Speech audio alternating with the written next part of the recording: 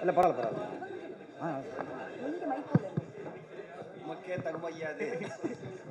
Sir. இதில் பேயோட சாயல் எங்கேயாவது இருந்துச்சா சார்? போன படத்துலேருந்து அந்த சாயலை அழிக்கணும் தான் இப்படி ஒரு ட்ரெய்லரை விட்டா அதுலேயும் பேயை நுழைக்கிறீங்களா ஐயா? அதெல்லாம் ஒன்றுமே இல்லை சார். இது வந்துட்டு ஒரு ஒரு ரியலிஸ்டிக்காக எல்லா கணவன் மனைவிக்குள்ளேயும் நடக்கக்கூடிய ஒரு பிரச்சனையை தான் சொல்லியிருக்கோம் சார். கணவன் மனைவியை பேயா பார்க்குறதும் மனைவி கணவனை பிசாசாக பார்க்குறது வேணால் நீங்கள் எடுத்துக்கலாம். மற்றபடி இதில் பேய் எதுவுமே கிடையாது. ஒரு யதார்த்தமான ஒரு அழகான ஒரு த்ரில்லிங்கான ஒரு ஃபிலிம் இது. அந்த கேள்வி சொல்லுங்கள் சார். அது எங்கள் கையில் கிடையாது.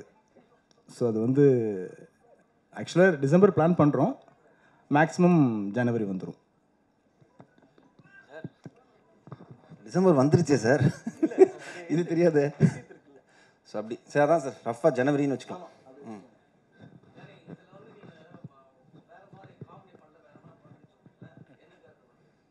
இதுலையான ஐயோ மாட்டுவேனே.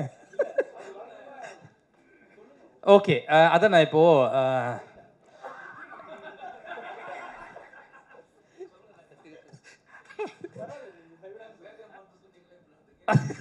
ஓகே, அதான் நான் என்னென்னா யூஸ்வலாக வந்து ஒரு ஹீரோ கூட கனெக்ட் ஆகிடும், ஒரு ஃப்ரெண்டு கேரக்டர் வரும், எங்கெல்லாம் என்டர்டைன்மெண்ட் தேவைப்படுது, இந்த மாதிரி ஃபில்லப்பாகவே போயிட்டுருக்கோம். பட் இந்த ஏங்க நான் எவ்வளோ சீரியஸாக பதில் சொல்லுகிறேன் ஐயா. நல்ல ரோல் ஐயா, விட்டுருங்க ஐயா. இல்லை, நான் ஒரு இம்பார்ட்டண்டான ரோல் சார். இதில் என்னென்னா ஃப்ரெண்டு மாதிரி இல்லாமல் இன்னொரு வேர்ஷனாக இருக்கும். கதையில் ஒரு சீரியஸான ஒரு ஒரு என்ன சொல்ல, ஒரு கேரக்டர், ரொம்ப முக்கியமான கேரக்டர் படத்தில்.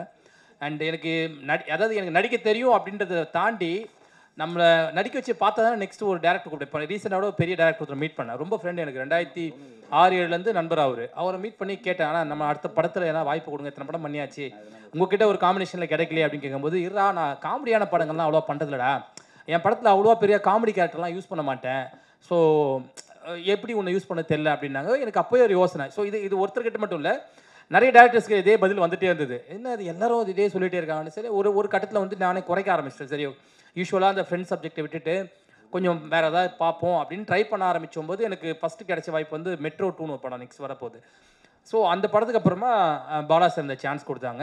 நான் யோசிக்கவே இல்லை, ஏன்னா இவங்க பிஜி முத்தியானா தான் எனக்கு கால் பண்ணி சொன்னாங்க விஷயத்தை, இவ்வளோ ஸோ இந்த மாதிரி பரத் சார்கிட்ட பண்ணுறீங்கன்னு. ஃபஸ்ட்டு பரத் சார் சொன்னே ஓகே சொன்னேன். ஏன்னா நான் நம்ப மாட்டீங்க, இன்றைக்கி நானும் விஜய் சேதுபதி படம் நடிச்சு பல வருஷம் ஆச்சு. இன்றைக்கி யாராவது கடையிலையோ இல்லை வேறு எங்கன்னா பார்க்கும்போது அப்புறம் அண்ணன் எப்படி இருக்காரு அப்படின்னு எனக்கு ஒன்றும் புரியாது. எங்கள் அண்ணன் எப்படி உங்களுக்கு தெரியும் அப்படின்னு கேட்பேன். அதான்ப்பா நம்ம விஜய் சேதுபதி எப்படி இருக்காரு, நல்லா இருக்காருங்க, உங்களை கேட்டதா சொன்னார், அடுத்த வாட்டி வந்தால் கண்டிப்பாக உங்க கூட ஃபோட்டோலாம் எடுக்கிறேன்னு சொல்லி அப்படி சொல்லி ஏன்னா போட்டுவிட்டு வந்துடுது. ஸோ ஒரு டைப்பாக வச்சுறாங்க, இந்த ஹீரோ கூட தான் போகிறாங்க அப்படின்றத தாண்டி எல்லாருக்கூடையும் மிங்கிள் ஆகும்போது தானே எனக்கு அடுத்த கதாபாத்திரம் கிடைக்குது, ஒரு புதுமையான ஒரு கதாபாத்திரம் கிடைக்குது.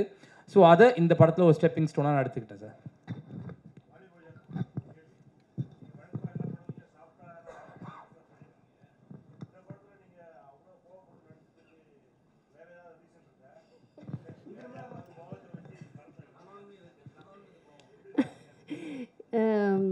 இல்லை சார், கதைக்கு தேவைப்பட்டுச்சு. அண்ட் அதை ஃபேக்காக பண்ணால் நல்லா இருக்காது ஸ்க்ரீனில் பார்க்குறப்போ. நான் இங்கே பார்த்தேன், அடி கொடுக்குறப்போ இங்கே யாரோ அப்படின்னாங்க.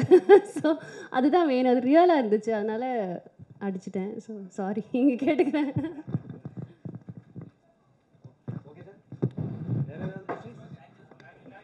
தேங்க்யூ.